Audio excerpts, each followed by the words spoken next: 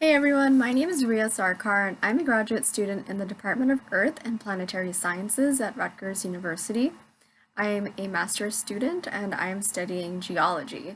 So what in the world is geology? Well, it literally is the world. Okay, so geology is the study of the Earth.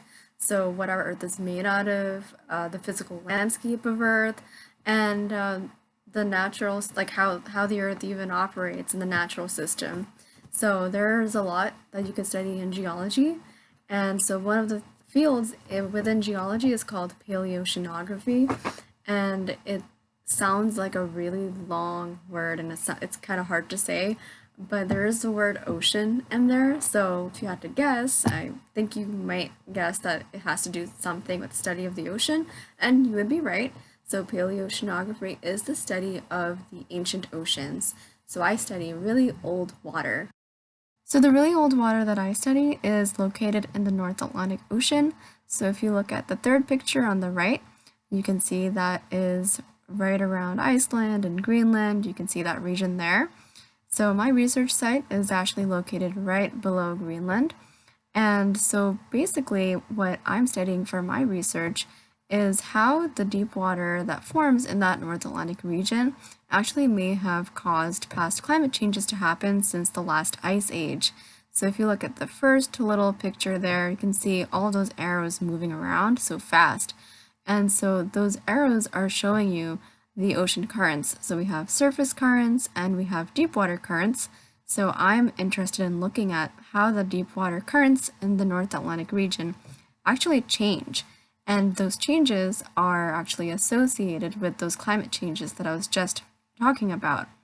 So this boat, this big research ship, you can see in the second picture there, went out to the North Atlantic and they drilled down into the seafloor and brought a piece back. So it's a really long core, sediment core, and I basically have a really big slice of the seafloor. And so what I do then is it's actually made out of mud, so I need to wash all of that mud away. And so when I wash the mud, there's a couple of steps that I need to go through before I get a sample. But then at the end, I am left behind with these tiny, tiny grains that look like sand. But when you put it under a microscope, they are entirely really cool shells.